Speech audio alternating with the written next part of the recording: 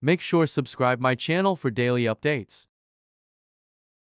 There are a number of different recordings, and you will have to answer questions on what you hear. There will be time for you to read the instructions and questions, and you will have a chance to check your work.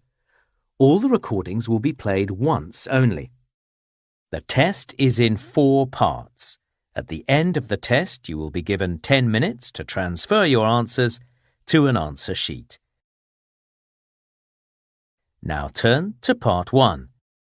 You will hear a conversation between a clerk from a moving company and a woman who wants to relocate to the United States. First, you have some time to look at questions 1 to 6.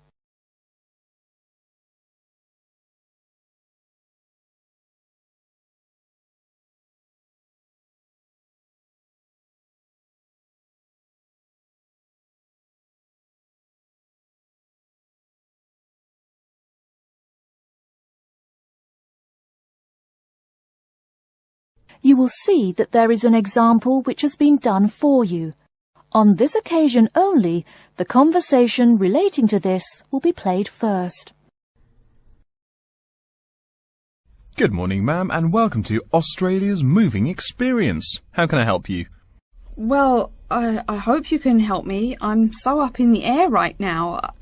Just calm down now. Let me guess. You're moving and it has you a little confused. That's it exactly. You see, I'm relocating to the United States next month, and I'm having a hard time getting organised. Here, fill out your name and address and let me ask you a few questions. Oh, what should I call you? My name is Jane Bond. The woman says that her full name is Jane Bond, so Jane Bond has been written in the space. Now we shall begin. You should answer the questions as you listen, because you will not hear the recording a second time. Listen carefully and answer questions 1 to 6. Good morning, ma'am, and welcome to Australia's moving experience. How can I help you? Well, I hope you can help me. I'm so up in the air right now. Just calm down now. Let me guess. You're moving and it has you a little confused. That's it exactly. You see, I'm relocating to the United States next month, and I'm having a hard time getting organised. Here, fill out your name and address and let me ask you a few questions. Oh, what should I call you? My name is Jane Bond. OK, Jane, first of all, what's your work phone number? In case I have any questions about things. My work phone is 9463 550. But please try not to call me too often there. My boss hates personal calls. So does mine, ma'am. So does mine. And what address should we ship your things to? My new company is letting me stay temporarily at 509 Clark House. That's Clark. 1137 University Drive in Seattle. Seattle? Beautiful city, I hear. Mountains right beside the ocean almost. Cooler than Australia too. OK, and when should we come pack your things? I guess that would be on Monday, March 11th. Do you want any help with an after-packing clean-up? We do that for a small additional charge. Yes, that would be helpful. I promised the landlord I'd give her the keys back by 5 p.m. on Thursday the 14th. Great. We'll just schedule the clean-up for that day. That way, the place will smell clean and there'll be no dust. Well, you do think of everything. Oh, how much is this going to cost? Here is a list of our basic prices. Oh dear, this seems rather expensive. Yes, ma'am, but you're paying for the best. We're careful and we're fast. Like we say, the only thing we break are speed records getting you moved. Well, maybe that's so. Oh, I nearly forgot to tell you. I don't want my furniture shipped with me. I won't be looking for an apartment till after I arrive in America. Would it be possible to put my furniture in storage here for a month, then have it sent along later? Of course, we do that all the time. A couple of other things. Here at A Moving Experience, we try to pack your things logically. We don't just throw stuff in boxes. Before you hear the rest of the conversation, you have some time to look at questions 7 to 10.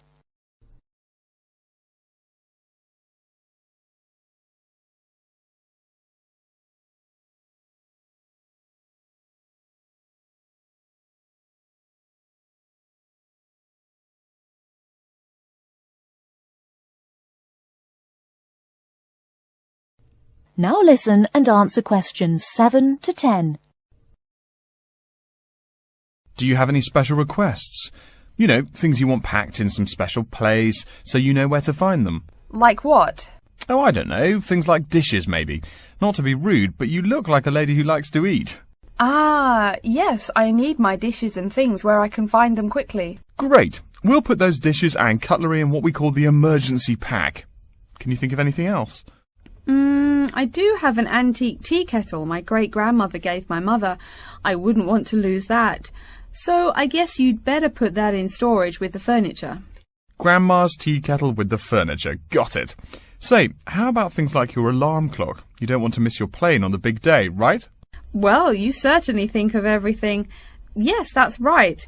I'll also need my alarm clock where I can find it. Fine, we'll put that in your personal package. And of course, we'll give you a list of where we pack everything. So all you'll have to do on Thursday the 14th is grab your luggage on your way out the door. I couldn't help noticing the new CD player you're carrying. Is that a Samsung? Why, yes it is. One of their best. Cost me nearly $100, it did. Do you want to take special care of it? I mean, it's brand new. Take care of it, but nothing special. You can just put it in storage with the furniture. That looks like everything we need here. I guess you're all set. That was certainly quick. Thank you, young man. This has been a most moving experience. That is the end of part 1. You now have half a minute to check your answers.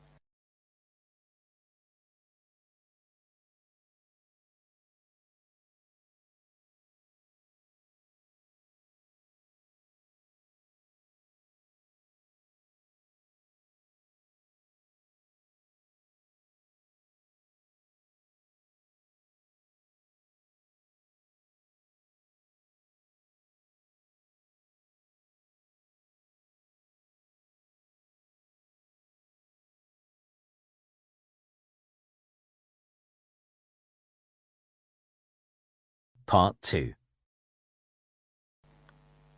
You'll hear an introduction to a conference on computer system language learning. First, you have some time to look at questions 11 to 16.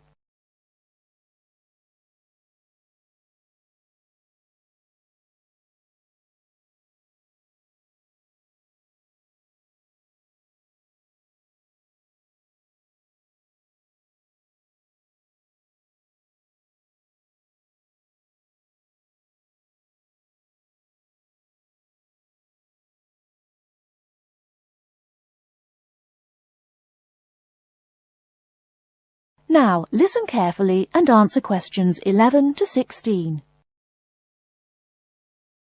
Good morning, everyone, and welcome to the second annual Wallabaloo Conference on Mastering Computer Languages.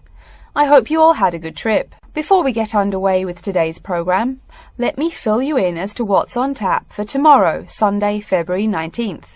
At 9 a.m, right here in the main hall, we'll be hearing a lecture from Dr. John Smith about computer as teacher. Professor Smith from the University of Melbourne is a world-class expert in the field of computer-assisted education, and his talk promises to be both stimulating and informative. Immediately afterwards, at 10:30, there will be a presentation of papers by various delegates. That, however, will take place in the garden room on the ground floor. If you don't yet know, the garden room is also called the ballroom and will be gathering at the west end, the slightly raised area called Level 2. Just look for the crowd. If you get lost, there are signs in the foyer. After all that thinking, talking and listening, I expect everyone will be a bit weary. So at 11:15, there will be a break for coffee, cookies and other light refreshments. These will be available at the aptly named refreshment stand, placed by the door back here in the main hall. Also, if you choose to skip the formal lunch, you can buy a packed lunch at the stand for a reasonable price. I strongly urge you, however, to join us at the formal lunch. That won't be till 1 o'clock sharp, so you have time to stroll about town a bit. We'll be eating at the Seaview restaurant. The restaurant is located right here in the hotel on the top floor. It's a good dozen flights of stairs, so I suggest you take the lift on the ground floor, eh? If you're not fond of fish, there's an all-you-can-eat barbecue available as well. They even offer wallaby meat. After lunch, we'll troop back downstairs to level 2 in the ballroom for the presentation of further papers, which will begin at 2 p.m. Please try to be on time. I know you'll be a bit tired after lunch, but the ballroom echoes so with people coming in late. Thank you in advance. Once we've heard the papers, we'll break for afternoon tea at 3:10 p.m. No need to walk. The manager of the refreshment stand has graciously agreed to have tea served in the ballroom. He's even promised us some special scones, baked from a recipe of his dear old Scottish grandmother. Then, tea being drunk and scones munched, we'll retire here to the main hall for some closing remarks and questions. So, by 5 o'clock, we should have the conference wrapped up. But the fun isn't over. This is Australia, mates. We'll be flocking to the hotel's own Palm Lounge on the east side of the foyer for an informal reception. You can relax, mingle with the other delegates, and let your hair down a bit. This will run from 5:10 to 6:10, though you're free to stay as long as you like. The lounge manager has informed me that for the duration of the actual reception, you can have all-you-can-drink beer for $20 with purchase of an advance ticket. Before you hear the rest of the talk, you have some time to look at questions 17 to 20.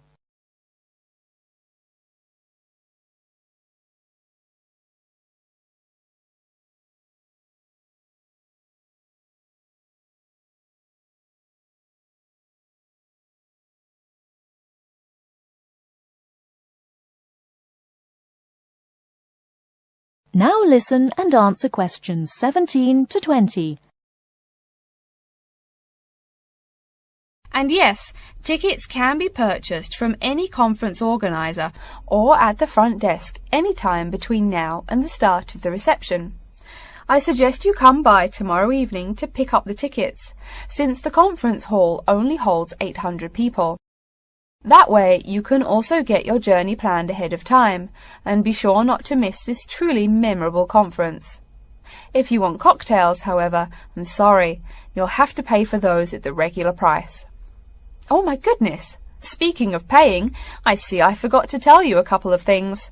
The first is about lunch. The charge for the lunch will be $15 for all you delegates.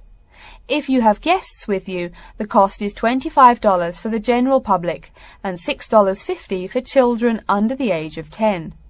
That's $15 each, not total for everyone. Another item is about the lunch menu. I very much urge you to try the fish. I mean, look at the restaurant's name, the Sea View. As the name suggests, it is a famous seafood restaurant. The chef is a Basque from Spain, and he really gets quite put out when people ignore his fish specialities for burgers or barbecue. If fish isn't your thing, though, try the steak. He makes an exquisite filet mignon topped with blue cheese and mushrooms. Finally, if you'd like to buy a ticket, you can have both lunch and unlimited beer for $35.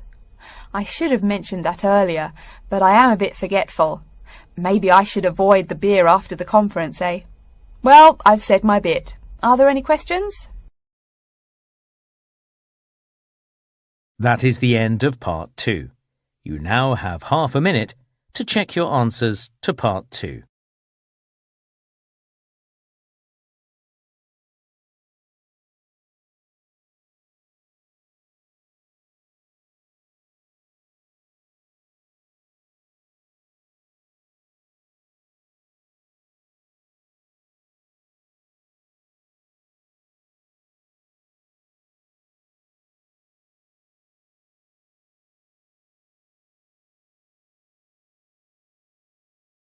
Part 3. You will hear a student called Tina asking Professor Van Diesen for advice on choosing courses. First, you have some time to look at questions 21 to 26.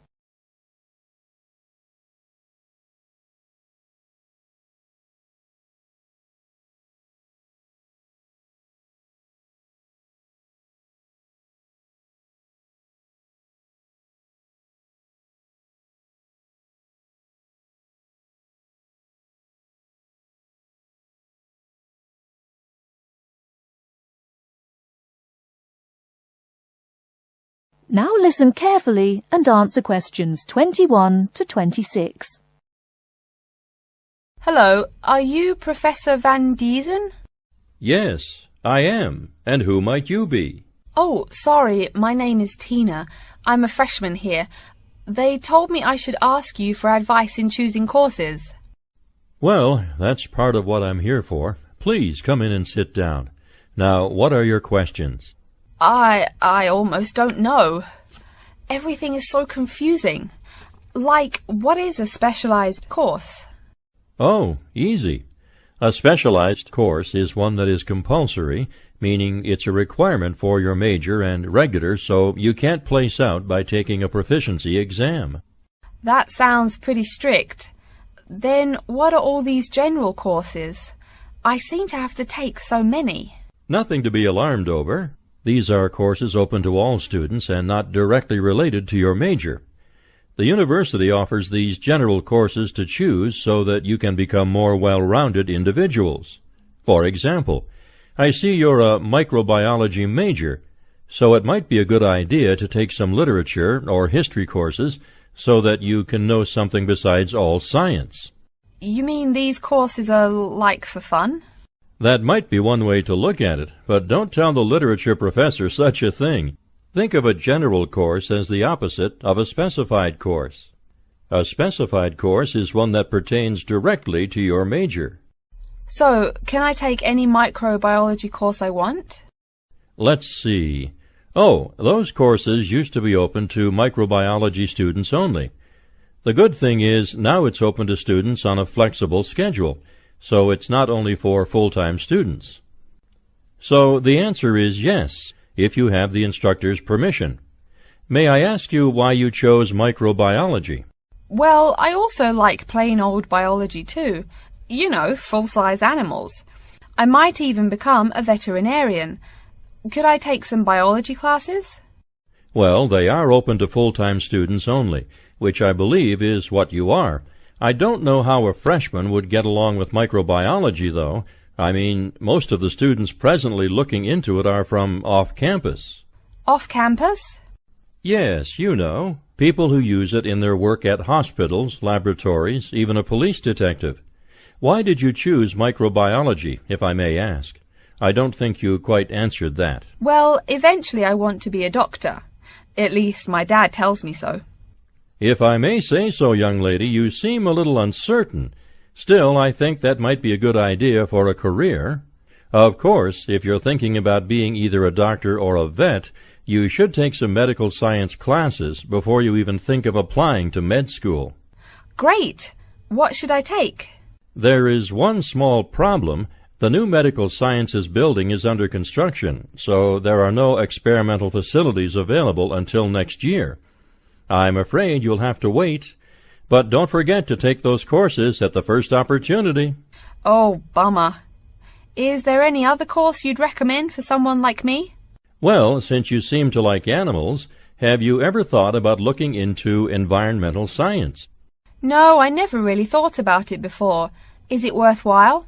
Quite. In fact, it's the fastest growing subject on this campus. Before you hear the rest of the talk, you have some time to look at questions 27 to 30.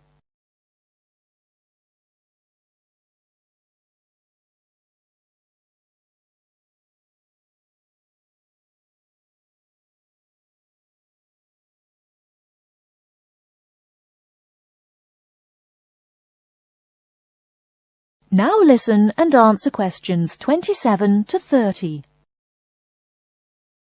I'm sorry, I couldn't help noticing the long list of classes you've written out there. May I have a look?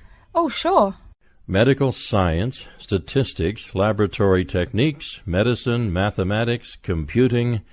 My, a bit of everything here. Is it too much? For your first semester, yes. What I suggest is starting out by taking the compulsory courses. Like we said before, the medical science can wait. Consider taking that in your sophomore year. I think I'd put off computing, too.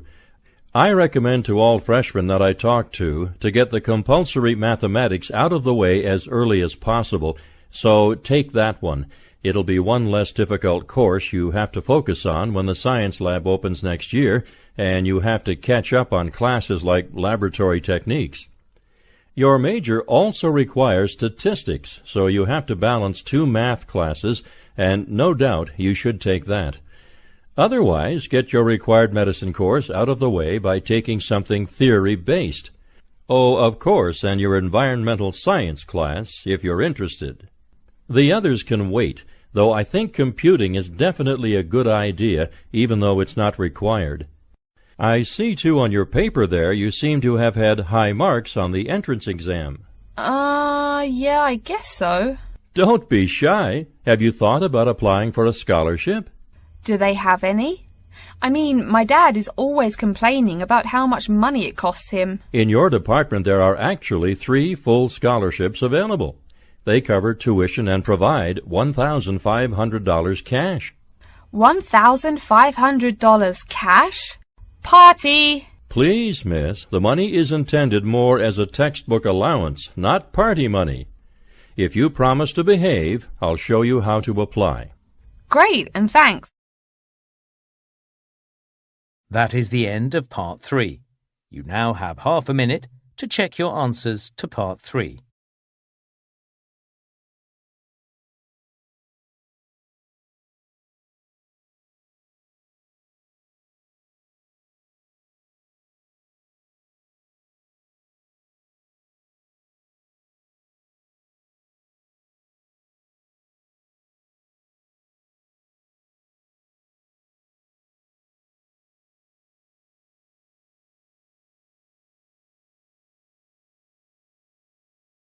Listening, Part 4. You will hear a lecture about how to choose flooring materials. First, you have some time to look at questions 31 to 40.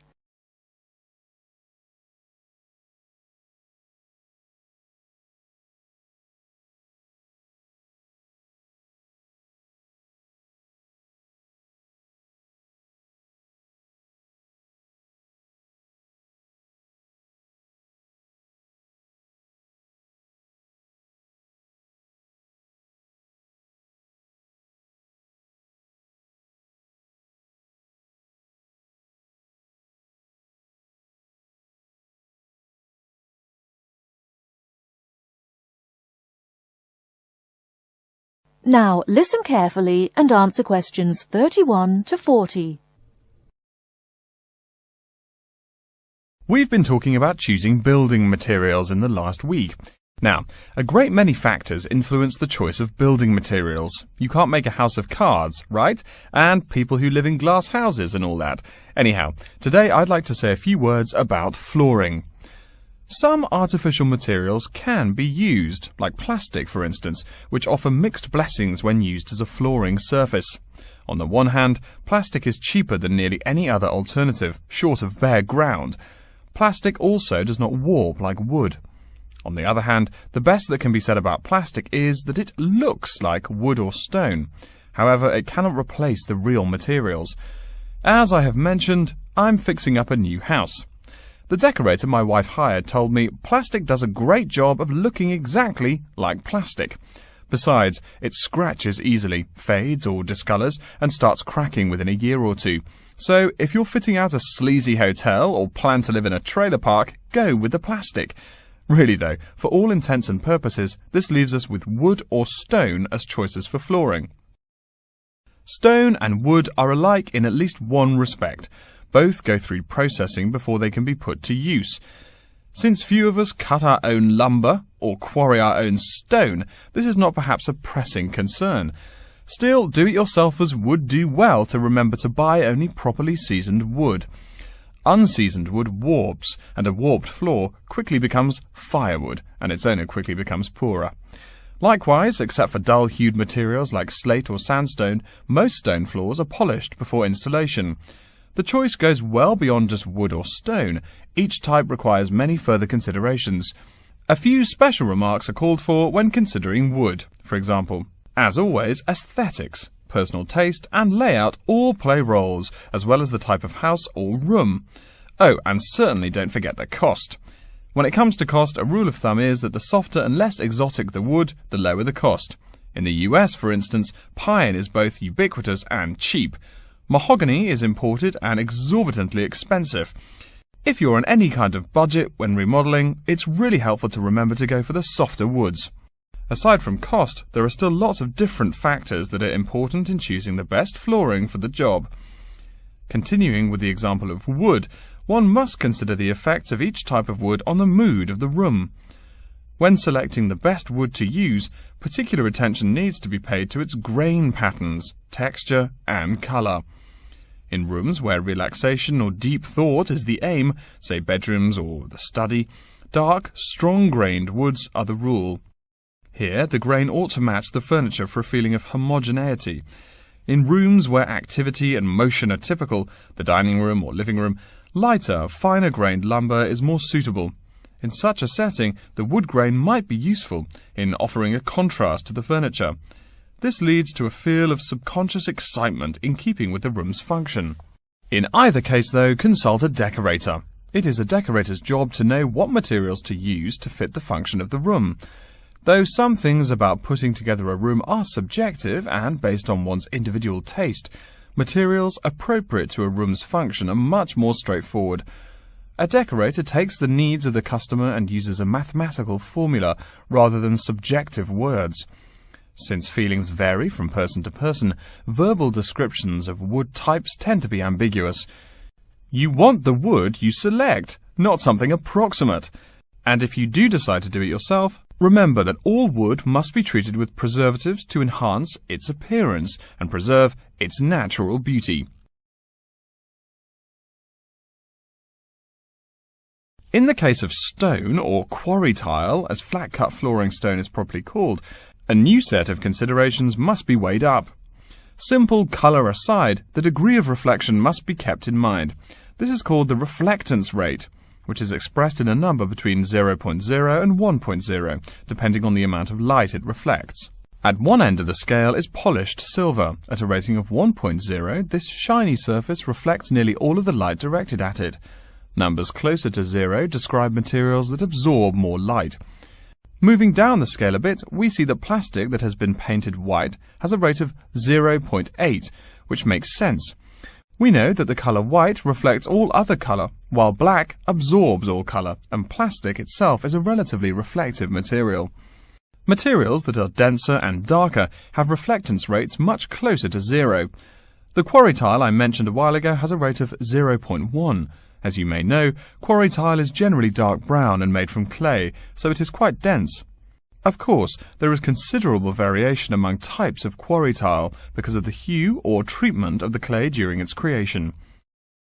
Does anyone have any guesses as to what material may have a rate of almost 0.0? We can guess most of these materials are black in colour, but plastic, wood and even stone reflect some light. One material with a rate of almost 0.0 is black velvet. The texture produces almost no shine at all. Carrara marble, despite its white hue, is actually lower in reflectivity than black onyx. In any case, the fact that tiles vary somewhat should not be forgotten. A highly reflective floor would not be suitable in a library. It would be indispensable in a ballroom, should your home be large enough to feature one. Again, a rule of thumb is that light means lively. Since form and material follow function, one should only use the more reflective materials in rooms where the cultivation and expression of energy is important. Bear in mind, too, that most types of stone cost more than all but the rarest of wood. Of course, there is no reason why some rooms of a house should not feature wood floors or other stone tiles. You can even mix the two. A room with wood panels on the walls can have a beautiful stone floor. My bedroom has white birch walls and a light blue slate floor. The place looks like a Russian hunting lodge. Remember though, go with what feels right for you.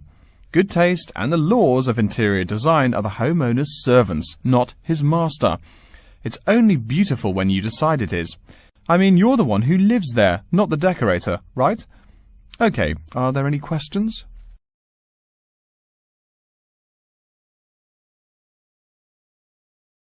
That is the end of part 4. You now have 1 minute to check your answers to Part 4.